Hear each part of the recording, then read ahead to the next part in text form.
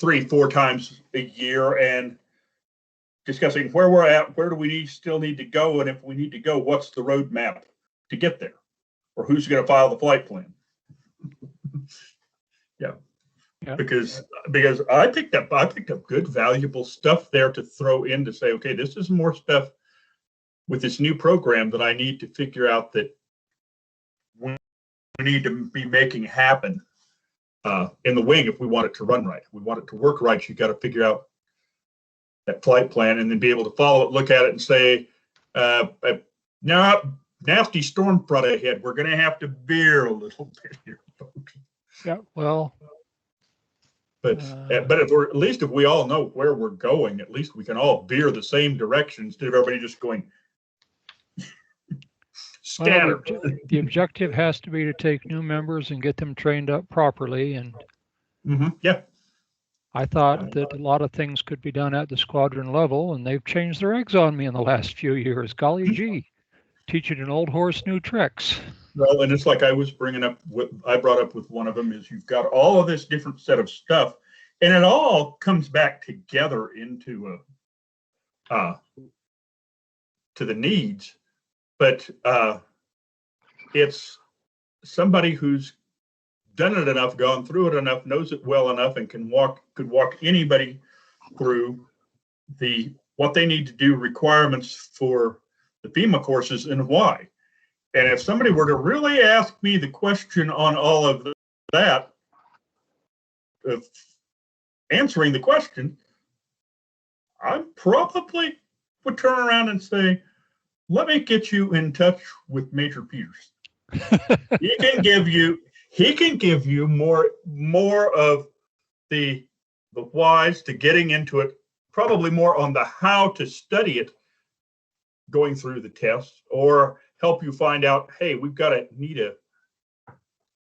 this has to be an in-person class. How do I find one, or how do we go about finding out how many people need one so that I can call up and say, is there any way we could possibly get one of those taught somewhere, at least in the region, preferably somewhere in the state? Yep. Yeah, and those are, you can't cover all the bases by yourself. It doesn't work. I'm glad I had my 3-person additions to the committee for putting on the conference, because they were all a big help at getting this put together. If I didn't have the 3 of them, this wouldn't have happened. There's no way I could do this by myself. I wouldn't have tried. It's getting time that I think we ought to turn this over to whoever's doing their presenting. It's going to be me and Colonel Holmes here in about 2 to 5 minutes, something like that. Okay. I think. Yep, we're going to discuss part of this one, and this is one of those interesting ones because we got a whole lot of stuff in this to cover, and it's which area do we want to talk about the most? I think we've covered promotions pretty well all the way throughout the morning, and a bunch of them, but I want to talk about the things like Brewer Award and that end of getting things going that need to be put in, and have deadlines for national, putting people in for wing, this officer of the year, that one, that have to get through it so it can get to regional, so it can get to national. And then the fact of, gee whiz, golly gee, nobody ever seems to, in our squadron, nobody ever seems to get an individual decoration or anything like this, and don't realize that somebody has to, you know somebody. And and we're going to cover that one, and I can see the smile on your face because I think you understand exactly where I'm going to go with part of that. Okay, well, looks like Colonel Hess is with us. So this should be fun. I'm liking what I'm seeing of all the people signing in. This is good. I didn't expect to have this type of attendance, and I got 22 people in the room, two, and including the Colonel himself. This is nice. I got Colonel Hess. Welcome, sir. I'm just here to listen this time. We're glad to have you. I'm glad to have you in this discussion because I think that you're going to probably agree, and you're probably going to have a lot of input. So I'm going to let you be able to put input in when you've got it in this as well. This is going to be one of those, hopefully we resolve some issues that we have and go from there. So it says it's 2:30. I got 22 people in the room. So I am going to go ahead and ask everybody to mute their mics and turn their cameras off, but myself, and we'll get started.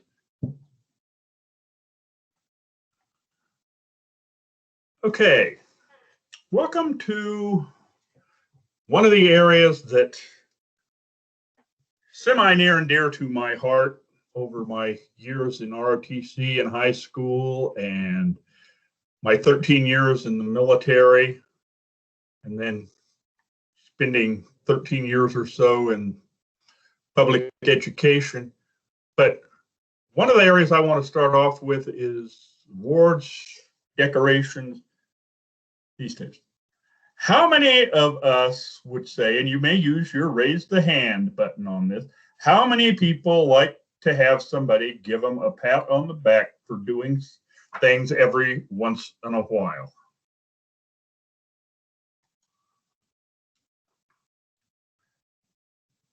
Now, I see hands going up, but I didn't get it. There's not everybody. Okay, more. Okay, yeah. Wiley, this is Tom. As I it- vote for cash myself. Yeah, as it runs down through the list. And that's what I expected to see. I expected to see hands going up. And all. So that's what we're going to talk about. I'm going to let, since I see that he is here and I'm going to let Ken Prince, who isn't still in the position, at least was, and he was the Deputy Chief of Staff for Professional Development at the wing level, and was also the person that was the Utah Wing Director of Professional Development before I took the job. So, Ken, I'm going to turn it over to you for a bit here and just kind of give us a rundown of what your thoughts are on awards, decorations, those type of stuff, and what seems to be the snag, if you would. Well, welcome everybody. It's sure nice to be able to see and feel the vibes from all the people from our region, as well as this wonderful wing. I liked what Major Collette just said, because he wants cash, and I think a lot of people who are wondering why we even joined the Civil Air Patrol wonder what CAP means, and I'll bet you that's one of them, isn't it, Mike? You know, we get to thinking about why. Did I say that? No, I think you said something about you wanted cash. Did I hear you, or was it? No. No, Yes, I lie, heard your voice. That was that Tom Hopkins guy. Oh, okay. Well, he even sounds more like him. This area is probably one of the most overlooked areas from a member's point of view than anything else, because they're maybe sometimes confused as to whether or not they have the right to speak up or to even acknowledge what goes on in their own squadron.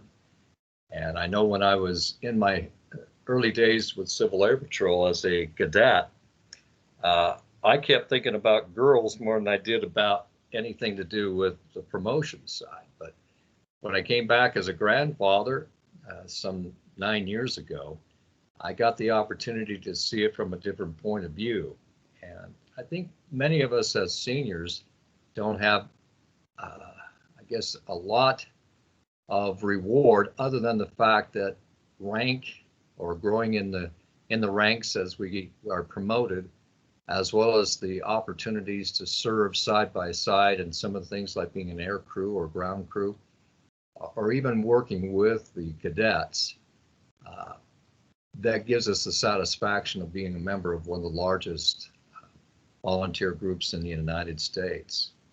And I think back on not only those few times that I was bewildered by Civil Air Patrol, I became more enthralled with what I saw amongst the people who were my age or even younger, who took it very seriously.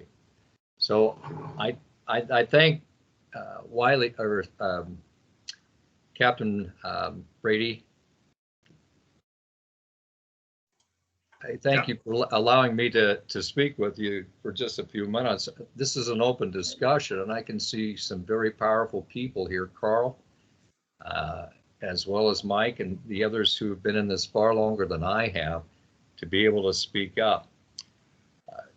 I wanted to clear something that I don't think some of the newer people understand, let alone maybe some of us who've been in it for a while, the purpose of why we have grades, what that means, what does rank mean, and then just go on to why we have awards and decorations. So in the beginning, when we think about the position of coming in and what rank promotions mean, that is something that we start with grade. And what does it mean with grade? When we have second lieutenant, first lieutenant, going all the way up to brigadier general, doing anything, major general. Why is it that we have grades? What is it that gives us the thrill of receiving it? Does anybody want to speak up about maybe an experience of how they went from one grade to another and what it meant to them?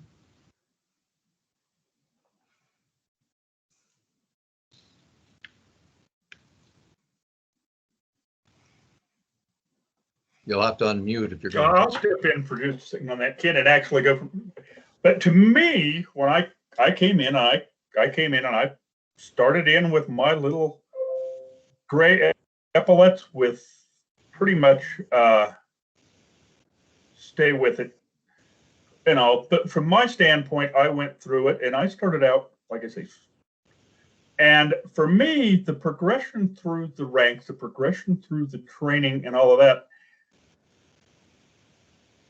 as I went through it, as those, each one followed the other, was a sense of, from the standpoint of, is somebody appreciates the time and effort and the work that I'm putting into this, and therefore I'm getting various things out of this. I'm moving up the chain, and that there'd have been some places possibly where I might have been captain very shortly after I got in. Here it was, I went through the steps with it, and I learned to appreciate it more because I went through the steps towards getting those various promotion grades. And I think that for some of us, that is it. I think we all have our own internal way that we look at. So what gives me personal gratification and what gives me my kudos? And I think that for me, that was doing it the way I did it. For me, it worked. It may not have worked for everybody, but it worked for me. And so I liked that aspect of it. From my point on the promotion deal was, with the farther up the chain I went to, the more responsibility showed up, and that's just the way CAP works. So I'm going to turn it back over to you. Well, I thank you. We talk about rank, then there talk about grade, then there's rank, and sometimes when we have somebody who is in the same grade that we are, we may not know it from our epaulets, what it says there on our collars, or maybe even on paper. Who has maybe at that time more experience in that rank. The rank is one thing, the grade is certainly another. So the grade would be the area where you're at. If you're a lieutenant or first lieutenant, there may be others who are first lieutenants that have been there longer. I'm thinking of someone like maybe Mike Collette. When you've been in Civil Air Patrol, how many years, sir? Well, about 7 years the first trip and about 10 years the second trip. And then we have somebody like Carl Peterson. How long have you been in the Civil Air Patrol, Carl? Well, since 1989. Coming Did up you on say 20, since 1989? Yep. Took 2 year time off but it's been pretty continuous since 1989. And currently you hold the rank of, Major. and how long have you been a major? Good question to which I don't have a good answer, but long time comes to mind. Long time. And here Mike is also a major, correct? I am. Mike Collette. And you've been with us for how many years, did you say? Well, let's see, about 10 years on my second trip through. Okay. How long have you held the position as a major? About half of that. So in the case of these two individuals, mighty fine examples of what we have as high caliber officers. Being in the same room together, which of you two holds the rank? Who's the ranking officer between the two of you majors? That would be me. That would be you. And that's because of all the years you've spent in there. And that's also a way for us to distinguish, even though the rank of major is something to be very proud of. If it came down to who is the ranking officer and had to take over responsibility, we would look to the senior person in rank. And I thought we'd bring that up just as a beginning of understanding that being part of who we are in this organization is just not a member of the Civil Air Patrol, but it's also a way to recognize those who have strove to do their very best, who have been the rock of many of our squadrons in helping out and making sure things run smoothly. And then there's always the time when we get to these awards. And during your time, both of you majors, have either of you ever sent in a request for a promotion, not a promotion, but an award for somebody else in your squadron? Yes. Okay. And Mike, did you think that was your responsibility, or did you know it was part of your duty, or how did you come with that decision to make an attempt to give somebody recognition? Well, I think it comes back to something that you talked about early on in your remarks on how important it is for people to feel recognized. We don't get any, back to the funny comment on cash. Nobody gets any raises in Civil Air Patrol. And the only way that people have their hard work acknowledged is through some kind of recognition. It's great coming from senior leadership. It's great coming from your peers. And so I guess I feel a responsibility of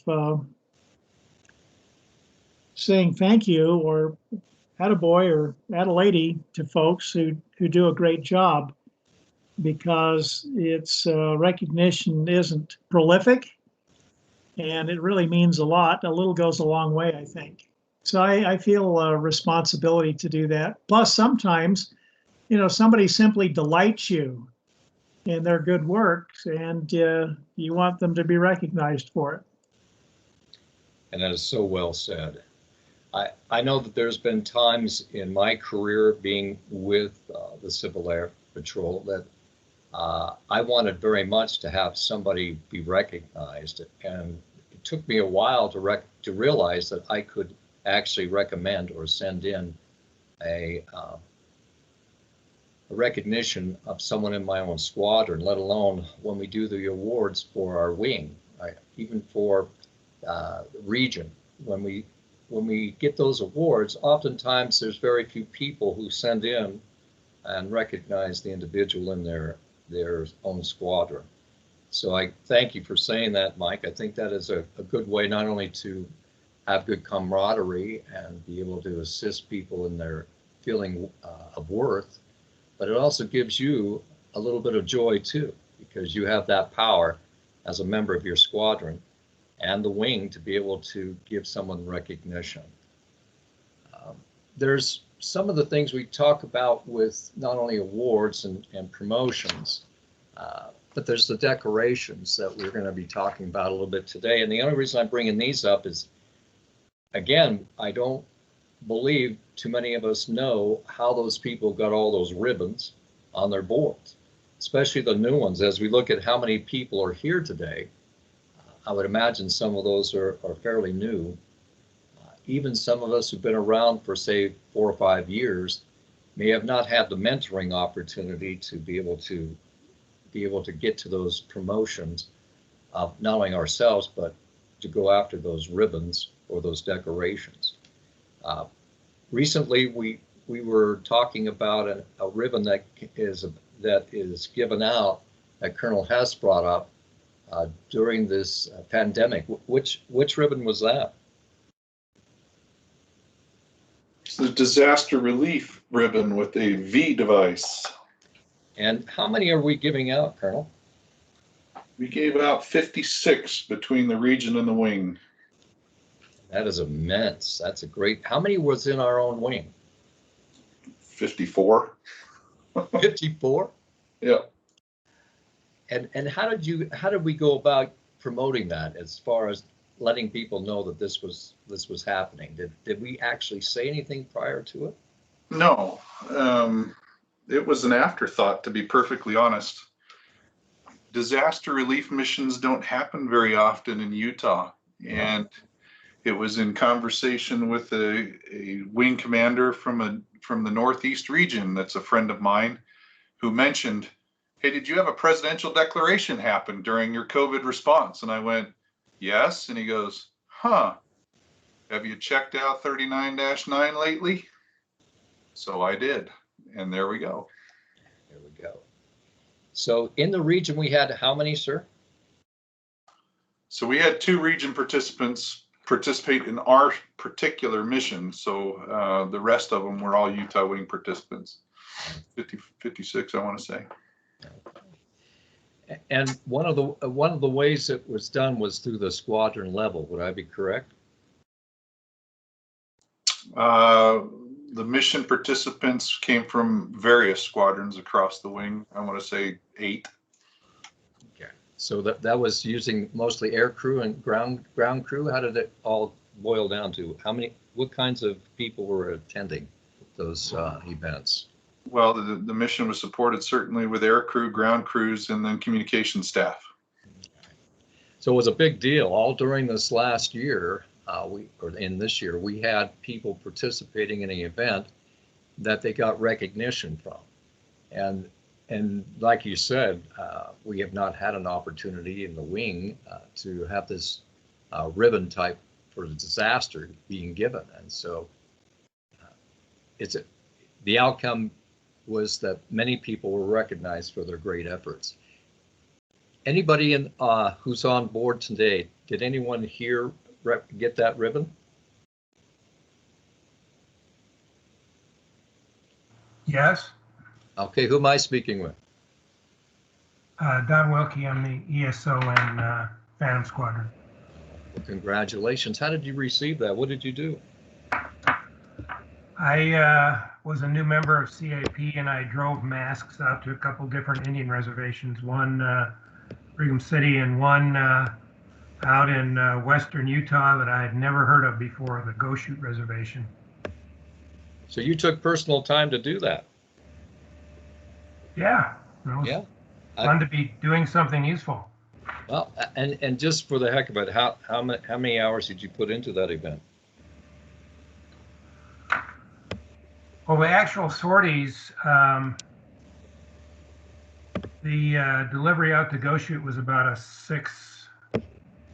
6-hour drive both ways, and Brigham City was just maybe 2 hours, something like that. But I was acting as a mission staff assistant as part of that mission as well. I put in a number of hours there.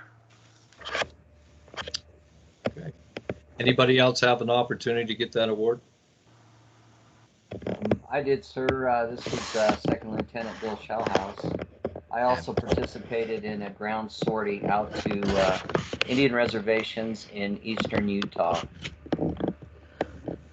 And how many hours did you put into that, Lieutenant? That was about a 12-hour day for me. And what prompted you to do that? And then I'll get off the subject. Oh, I was just excited to be participating. I'm a very new member of CAP, and I was just grateful to have a chance to do something helpful. Well, we thank you for your service, and I want to also say how proud I am to hear about all the many members of the wing that went after and got this award. It's one of the significant things that is our real pay for why we are volunteers to such a great organization. From something like that, does that give you a good taste of what you're looking for in the future as far as your career with Civil Air? Oh yes, for me, certainly. Thank you, sir. You betcha. Well, thank you. Well, going through these types of subjects, we're going to be taking a lot of our information from our regulations in CAP that we have. The purpose, obviously, is to try to comprehend why we have these awards, the promotion process, how that goes about. And then when we describe the purpose of the procedures in each of these cases, please, at any time you have an experience you want to talk about, please let us know.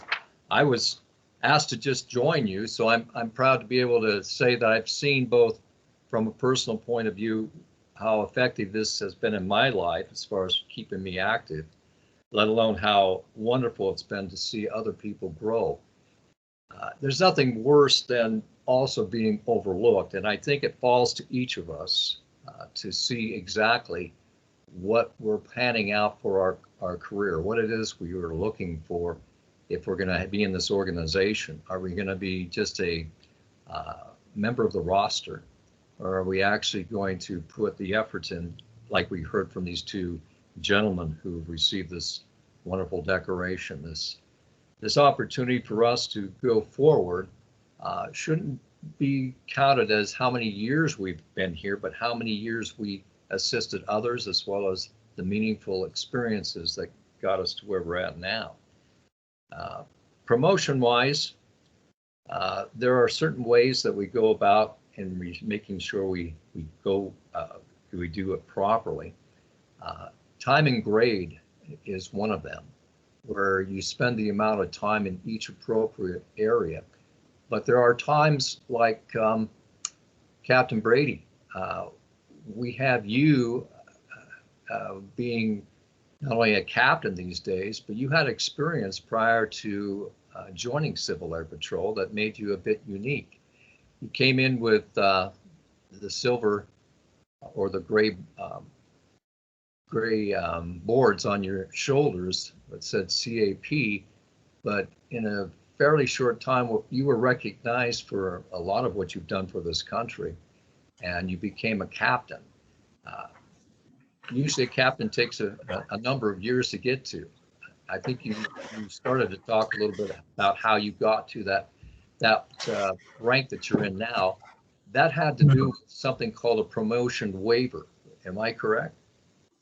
We still had to put in with mine. We still had to do everything that related back to, for me, that related back to also having my master's degree in education on the aerospace side. But, and not to throw out a brag deal, but in order to get to that and the way that they wanted me to do that, I managed to still go ahead and did my level 1.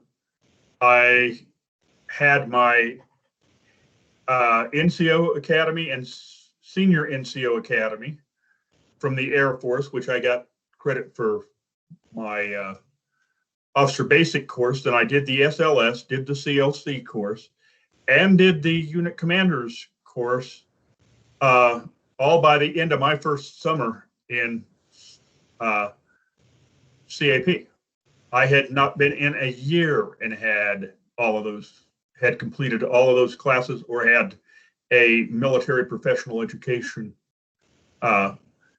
equivalent. But yeah, those are the things that for me it was still motivational to see. Major Holmes has got actually a slideshow too on part of this and that he wants to is set up and ready to run. So I'm going to let him, if you're willing to turn over some time to him, I'm going to let him run part of that, the slideshow that he has on this as well, and see if we can also keep this discussion going. We've kind of got a good discussion going of how it all pertains to us. Now, how does it pertain to the individual? I'll call him Joe Cap. How does all of this promotion and awards and decoration, how does it pertain to Joe Cap? Major Holmes, if you're ready, go ahead and share your screen and go ahead and start from where you're at too. Wiley, actually. And my just one present- side note before you do that, Steve, I just wanted to make a point that you, Captain Brady, you went ahead and did the work. Had you not, how far could you advance as being from captain onward? You know, it's interesting, Ken, but with mine, I knew that that promotion some point in time was going to come through the system. The question was when. But there were times I will admit, there were times it got a little discouraging, wondering, gee, I have all the requirements for this that I've done through all my time in military and my time in college courses. And when do I finally get set up in such a way that I can put it all to use? And it took a while for me to get to that point, but now I've got to the point of where I'm at now, and it's for me, it was now able to say it was worth the wait. The wait did not kill me. The wait was because I was kind of a test individual for the way the new system of the volunteer university kind of worked, and we kind of knew that was coming, and so I kind of went through part of that of let's get you up to at least the level 2 part 1. Well, by the time I got there, I liked the courses, I liked what I was doing, and I had the time to take them, so I just kept taking courses from Cap. All right. Well, thank you, Steve. Go ahead, Major. Well, thank you very much. My presentation is about awards, and we were talking about advancement, and I thought it was a good discussion. I really didn't mean to cut off that part of the discussion, but I'll share my screen.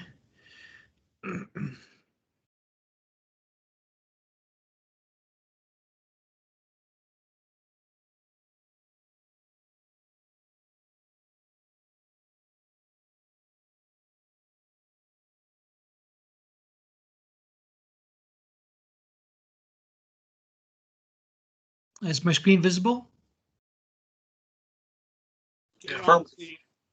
Okay. Yeah, looks good. Looks perfectly and- fine to me. Question?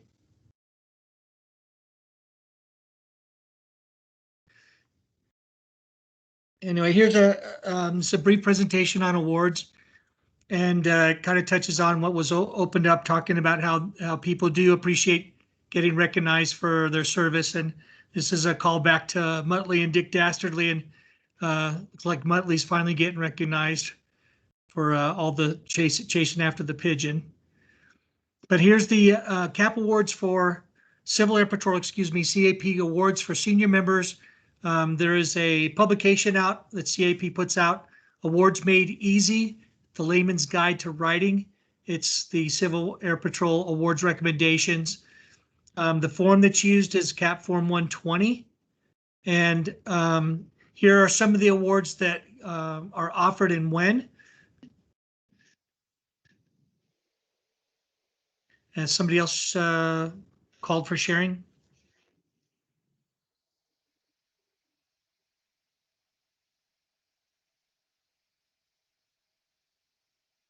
I'll try to take the screen back. Sorry, guys.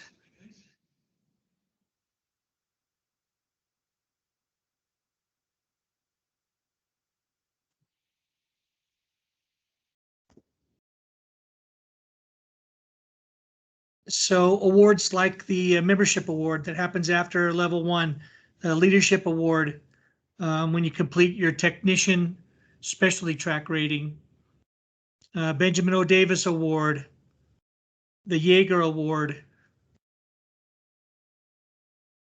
And the regulation that covers awarding of medals, ribbons, and certificates is 39-3. And think about service awards. When someone serves for a year as a commander, there's an award for that. The service award for completing 2 years in good standing. And then 5 years, every 5 years afterwards, getting a bronze clasp. The search and rescue award, participating in 10 search sorties. The search find ribbon. Other service ribbons, counter drug, disaster relief, which Colonel Hess was talking about earlier, and the silver V being added for the disaster having been declared by the president.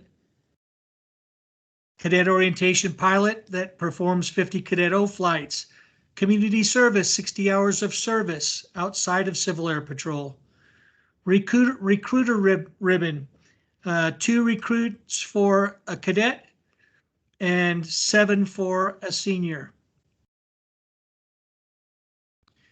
Our units that measure up, the top unit in the wing for the year. Submissions can be made each year by the 15th of March for the wing commander to determine which unit or units could be given unit awards. And unit citations for specific exceptionally meritorious achievements or for meritorious service that sets that unit apart, above and apart from other similar units. Now we're talking about individual awards. These could be for specific actions or achievements or for outstanding service over a period of time in any of the unit sizes, a squadron, group, or a wing. The achievement award, the commander's commendation, outstanding duty, clearly unmistakably exceptional compared to other similar achievements of other people of like rank and responsibility. Meritorious service, outstanding achievement or service rendered specifically on behalf of Civil Air Patrol. Exceptional service, these are ascending awards. Exceptional service award for service to I keep saying Civil Air Patrol in a duty of great responsibility while serving in a capacity within CAP. Distinguished Service Award, conspicuous performance in a duty of great responsibility where the position held and results obtained reflected upon the accomplishments and prestige of Civil Air Patrol on a national scale. These types of awards you see for the Exceptional Service Award for something of great impact, sometimes over a longer period of time, maybe a year of service, doing something specifically that had a great impact on the wing and helped the wing in relation to the region or to national CAP.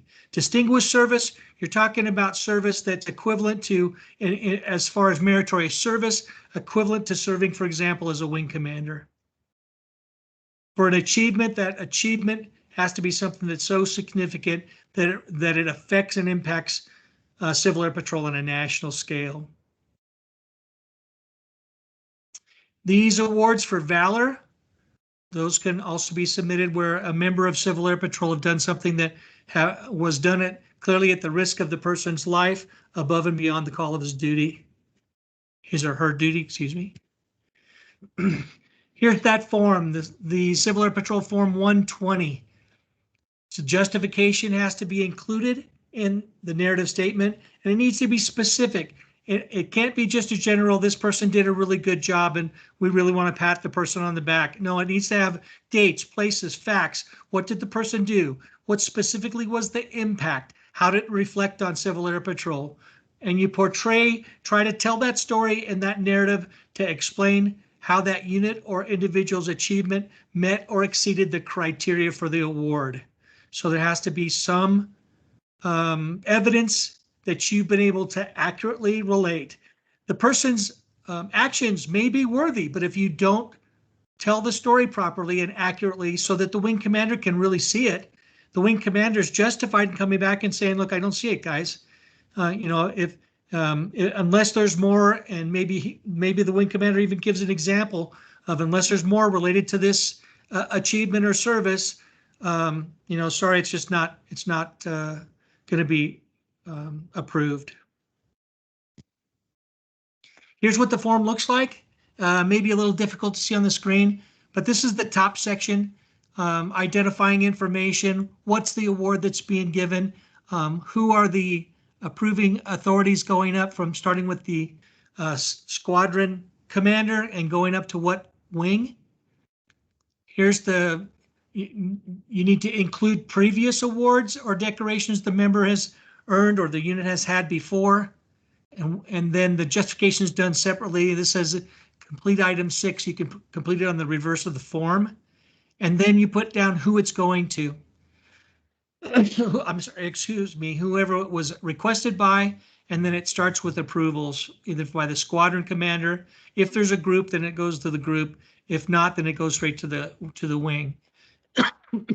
The justification section on the back, this is where you have the narrative and you describe all those activities that I talked about previously. Here's the things that you can tell people in your own squadron, people that are working for you that don't really understand a lot about awards. Let them know that from time to time, it's appropriate for individuals to consider their own performance. If they're working hard and one of their motivating factors is to be able to get recognized for the good hard work that they do, sometimes other people don't even see what that person's doing. Well, they should be discussing it with their mentor, their supervisor, with their deputy commander for seniors, for example. Go to the staff officer that's in charge of the function that you perform inside of your squadron and discuss the things that you're doing. Ask how you're doing and explain to the person. Let that person have a good, clear view of exactly what you're doing and the impact on the squadron. You should also be considering those people that are around you who are doing an exceptional job and be willing to speak up and let other people know. And get that Form 120 and fill out something for that person. If you think they've done a job that merits consideration for an award, get the form and fill it out. Do you have to know everything perfectly? No, you can put the facts that you know and the details that you know and submit the form, and the staff that it has to go through to get approvals will help you with being able to complete it properly. They'll give feedback to you about, here, this is missing information, or there's not enough information, or let's talk about what you're trying to say, and we'll help you to formulate the wording that you need in the award to be able to submit it and have fair consideration. Make sense? That completes my presentation about awards. I hope that was helpful. I'll turn the time back over. Thank you. Thank you, Major Holmes. Appreciate that. That was good. I like the way you've got those listed in there when we get down to the individual awards. Some of you have probably heard the deal about everybody, somebody, and nobody. Well, now let's apply that little thought process for just a second here to Joe Cap. Joe Cap's a good member. He hasn't been around long. He's still working on making second lieutenant, but he's doing everything he should do, and then a little bit above and beyond. Well, everybody in the squadron's seeing it. Somebody probably ought to write him up for some form of a decoration. Then we get to nobody, and nobody did it. And in this case, when nobody did it, it's literally nobody did it. Even the guy named Nobody didn't do it. This is where we run into problems. Don't get the thought process that it's the squadron professional development officer's responsibility to write that individual up, or it's the squadron personnel officers or the admin officer's responsibility to write that decoration. Commander or the deputy commander's responsibility. If you saw it and you think that it meets the criteria of an achievement medal, a commendation medal, those types of things, write up what you know and discuss it with the deputy commander for seniors, or discuss it with this commander if you happen to be senior members in strictly a cadet squadron, and let them go through it with you and say, you know, I've been seeing it. I'm glad you took time to write that up, and that let's get that forward. Not that I want to just totally bombard Colonel Hess's desk with decorations. But when there are things that warrant it in that, they need to be hitting his desk. I think you would agree, would you not, sir? Indeed. So how many would you say probably a year that you know of for being at the vice commander's level type decorations like that of commendations? Those did you see come across the command staff's desk in a year of achievements or commendation medals within squadron? You'll find that. Mute there, Wiley. You'll find that up until this last year with Colonel Fernandez departing, the number was fairly low, which is why it's an emphasis point for me that we get those awards submitted.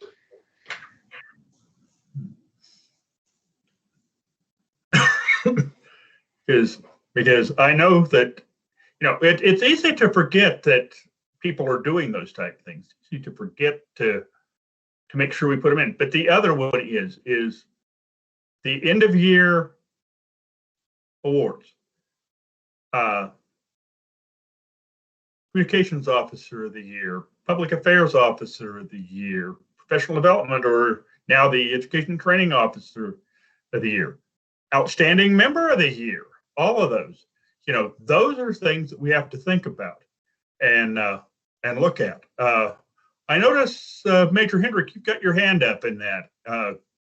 Feel free to take the floor, if you would, and give some input you've got from your end.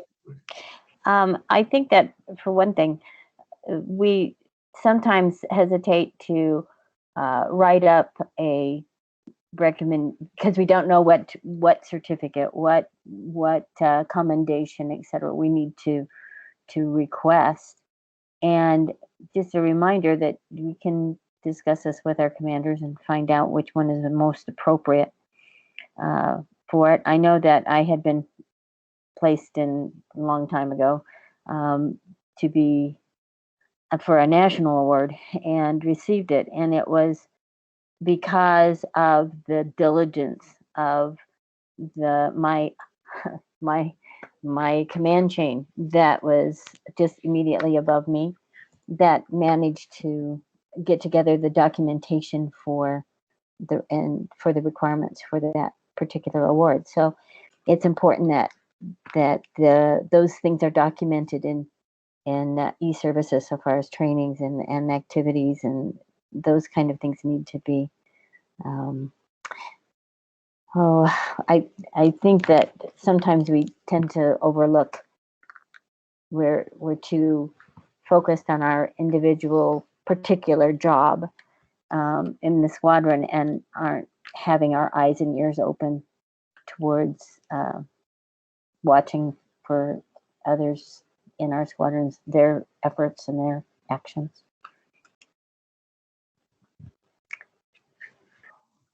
I would fully agree with you on that. We do have that. That is one that can have it, and it can happen fairly easily. Actually, I mean it can catch up with you much faster than you think it would.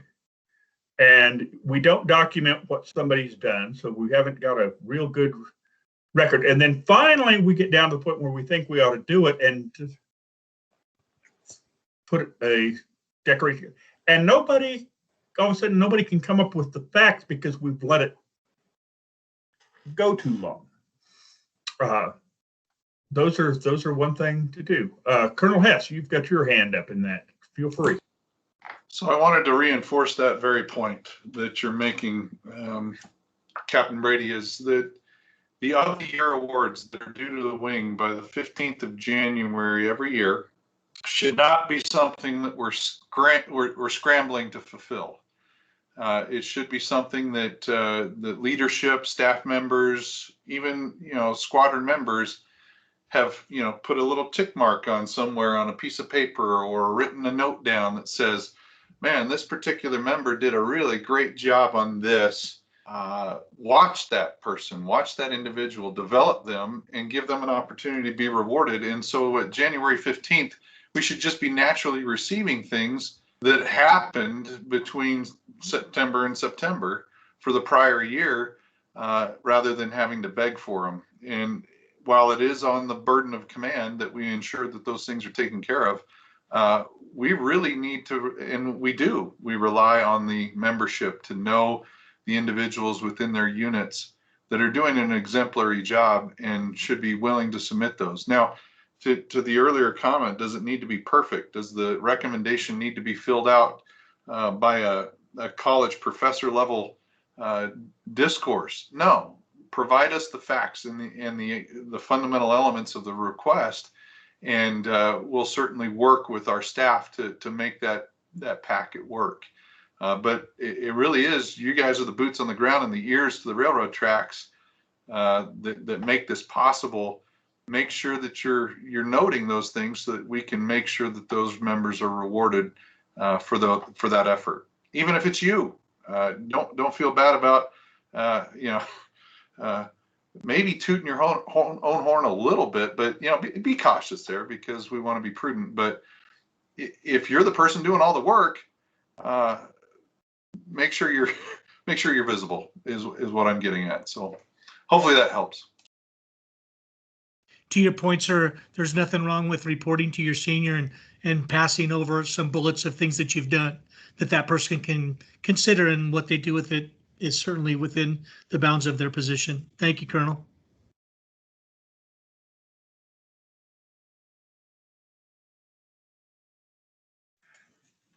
Colonel Rogers, by chance, would you care to step in and give us a little, maybe even perspective from the regional side of the house somewhat on this, and the chief of staff for the region on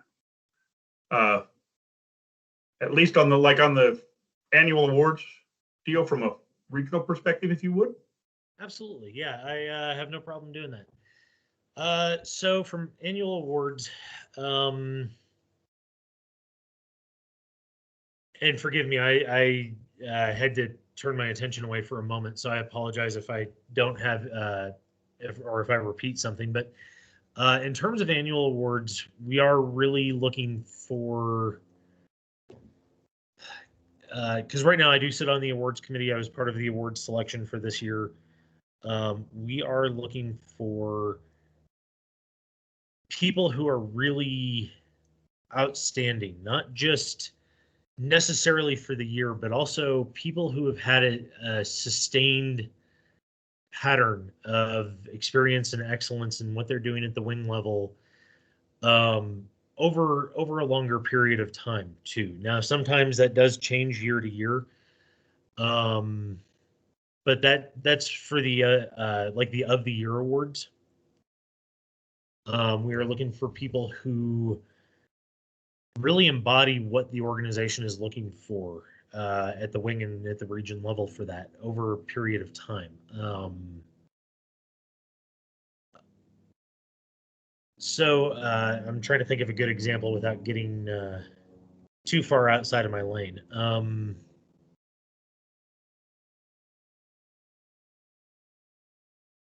So we had a couple of situations this year where it actually came down between two people for a couple of awards, and in one case,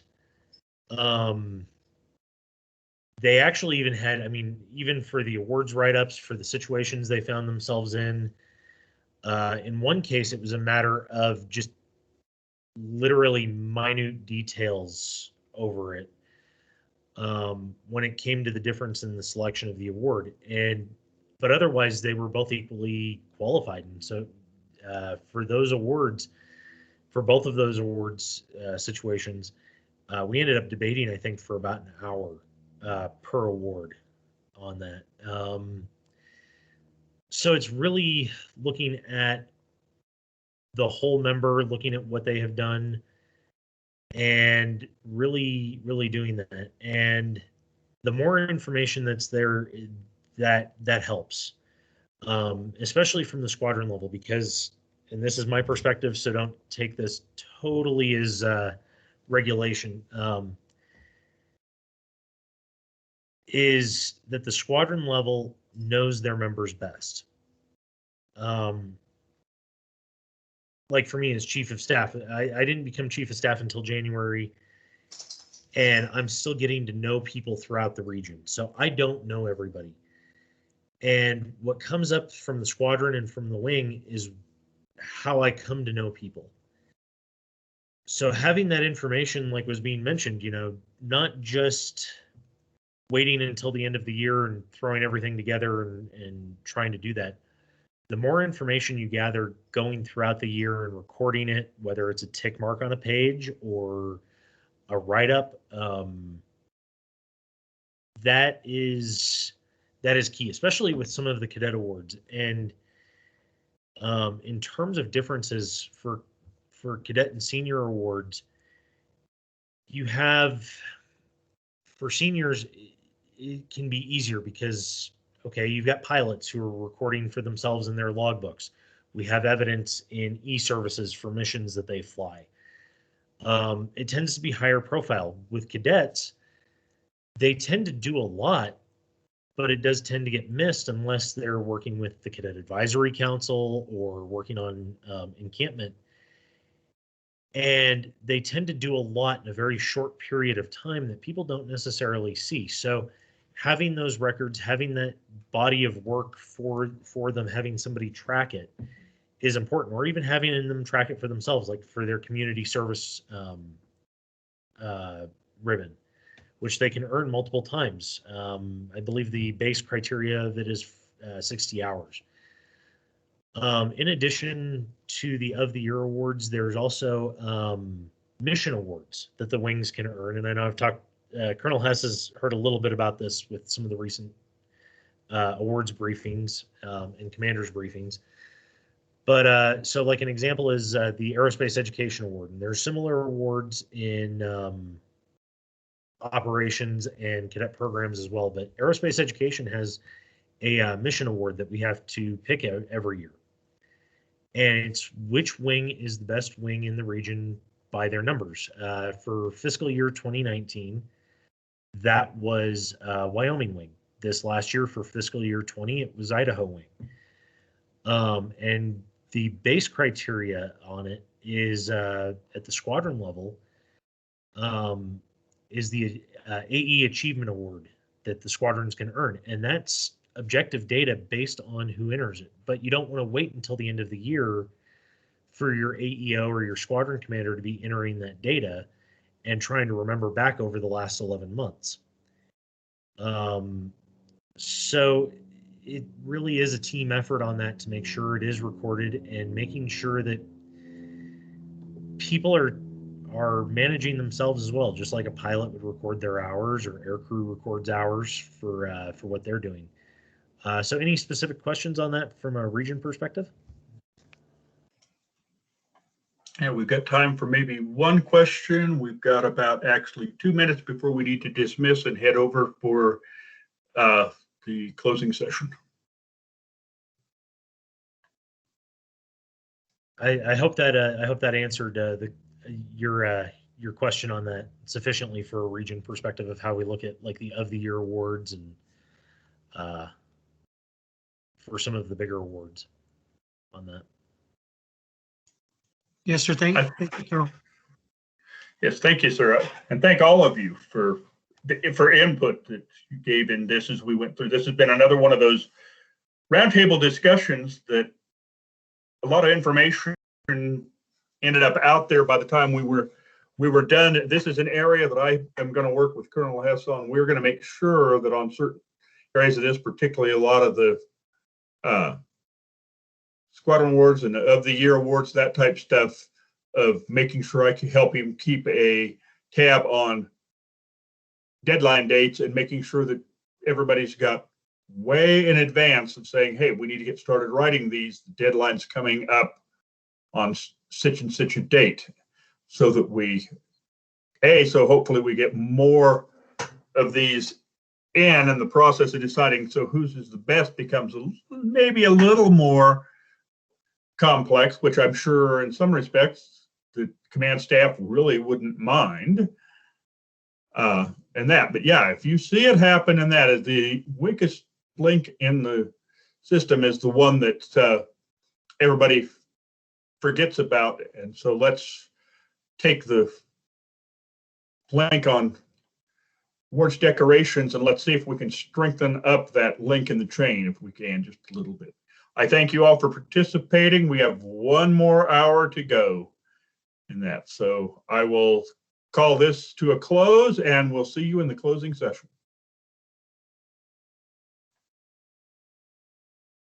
Thank you, Captain.